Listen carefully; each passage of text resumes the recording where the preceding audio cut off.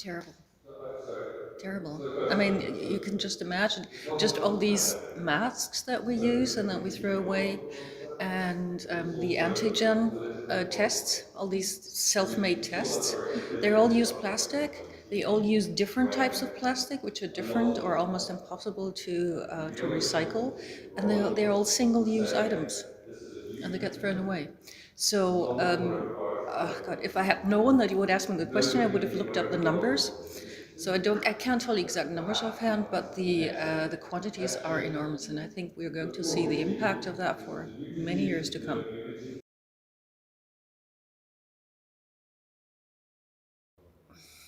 I'm not sure if I said it hasn't, the waste management has not improved, because lots of things have happened since the 1970s. I mean, the 1970s saw the beginning of widespread interest in waste, or widespread awareness that waste was an issue, both on national levels and on international levels. And the reason was that there were a few very high-profile scandals that, Love Canal in the United States is one very well-known case, but there were many others that, for instance, it turned out that hazardous waste containers turned up in the sea or turned up on playgrounds or in residential areas.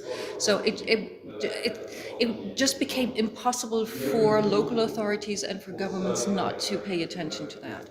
So on that basis, various, I don't want to say all, but at least six international organizations also started having programs on that.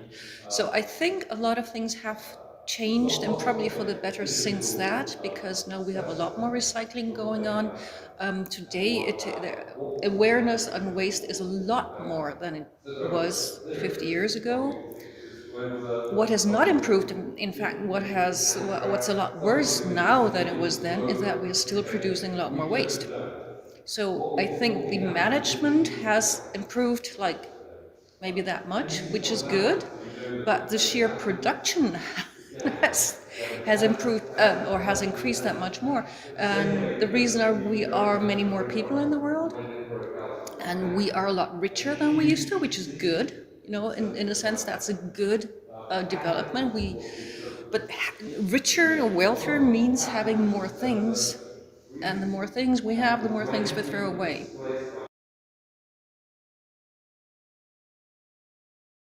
I'm a historian. I'm not a prophet, so I don't know what the future will be. But it's what I do know, that it's serious. I mean, the situation is serious. It's the sheer quantity of waste, which is a problem for the environment, and we are part of the environment. If it's a problem for the environment, it's a problem for us, and it's a problem for our health. And it's also the diversity, the quantity of different types of waste that has increased. And just give you one example. I mean, we have a lot more substances than we used to have 50 years ago. Simply more synthetic compounds, more types of plastic than we used to have, because the chemical industry keeps putting out more chemicals. And a lot of that, is very helpful. But a lot of them, only a small fraction of the chemicals that are now in the world have been tested. A lot of it is out there, and we simply don't know what the long-term effects are going to be.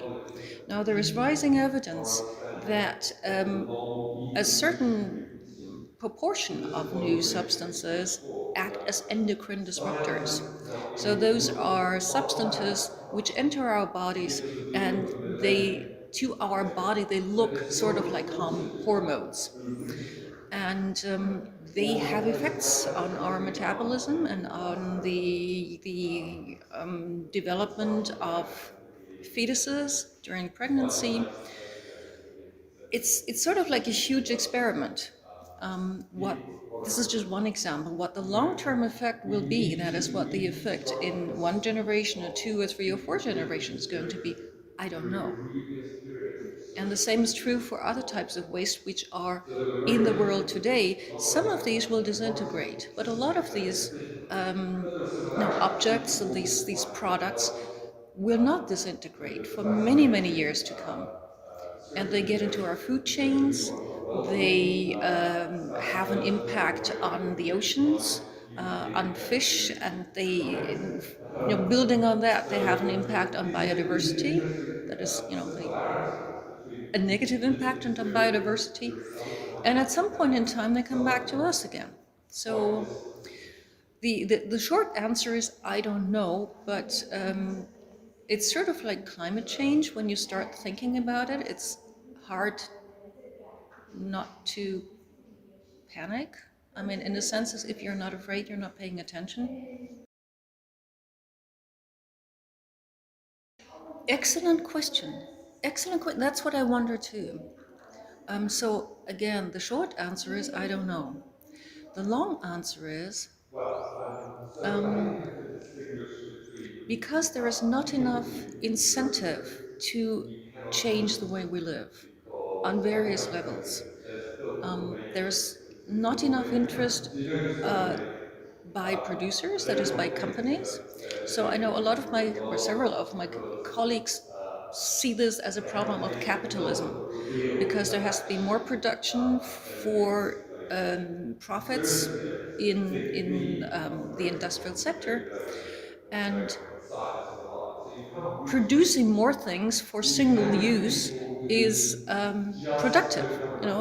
It generates profits, it's profitable, that's what I'm trying to say, because then people have to keep buying.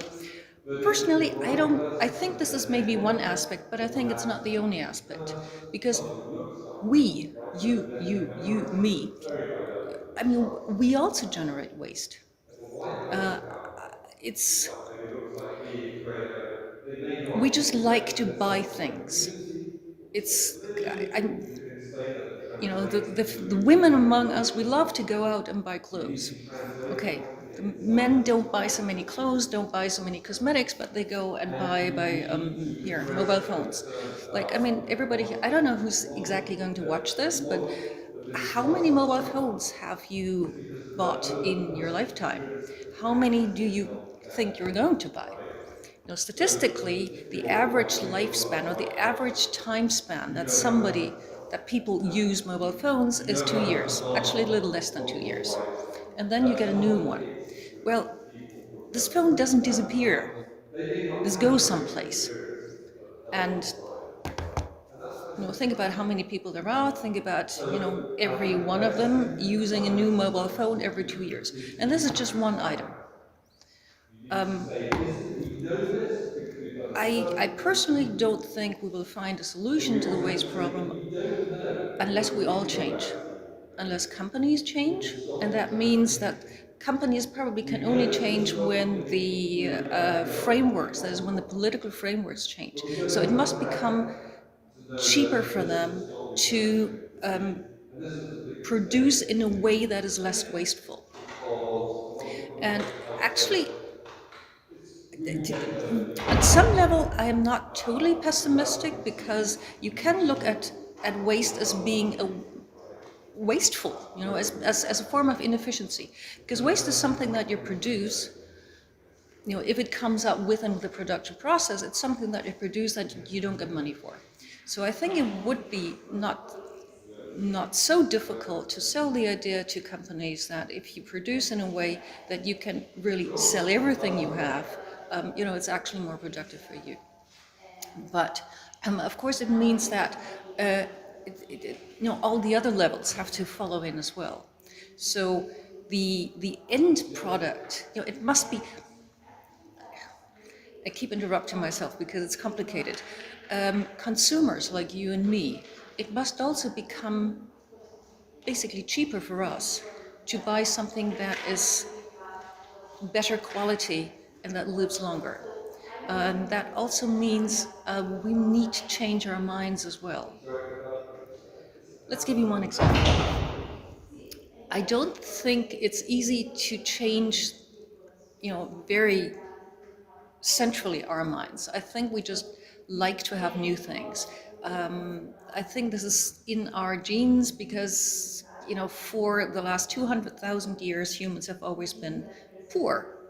And we are just wired, our brains are wired to look for more things because this is how we could survive.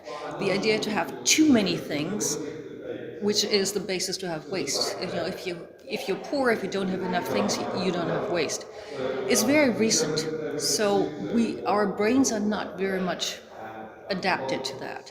So how can we adapt the way we live, or the cultural organization of our lives to the genetic ways our brains function? And sometimes I think solutions can be found relatively easily. Sometimes it's not easy.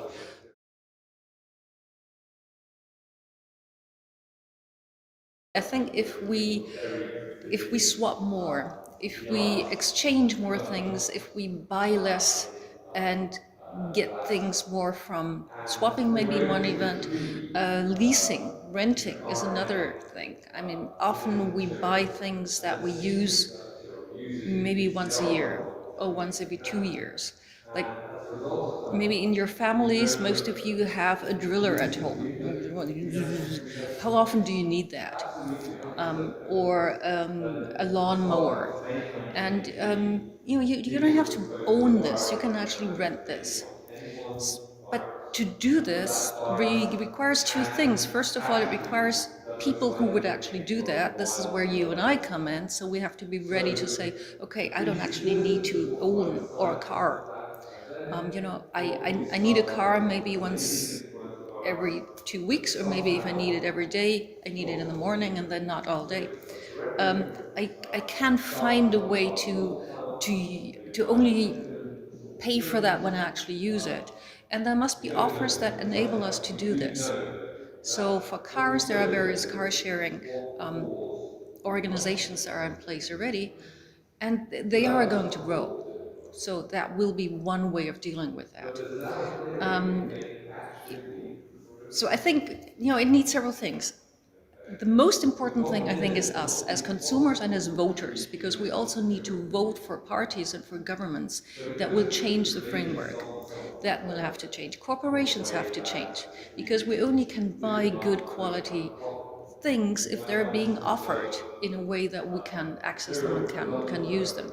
And of course, corporations have a responsibility also for what substances they use, and to what extent they can or have to take back packaging that they use, for example.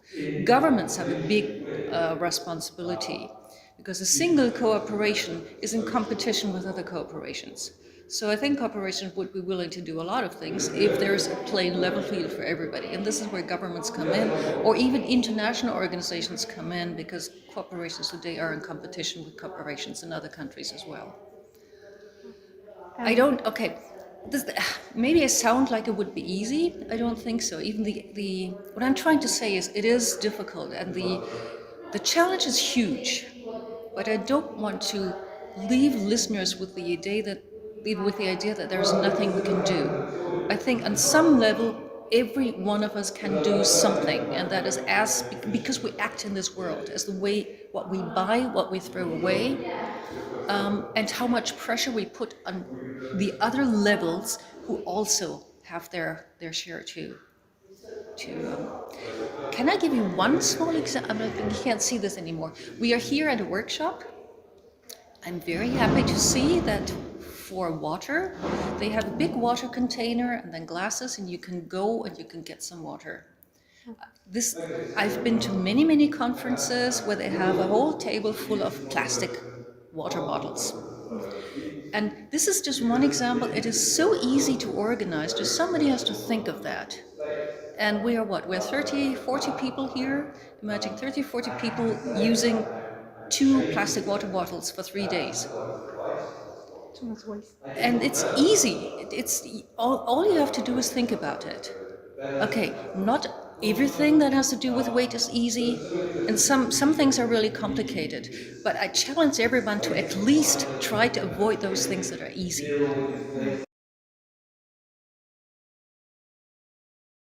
We tell the story of the world, or we try to, or at least, I mean, We are historians, so as I said before, we're not prophets. For much longer than But what we can tell is that the world that we have today, that includes the challenges that we have today, the challenges for the future, there are people who still are the believe result of in decisions technology. taken in the past And and of developments you of the know, past. again, I'll go back to my So own they didn't just come from out of nowhere.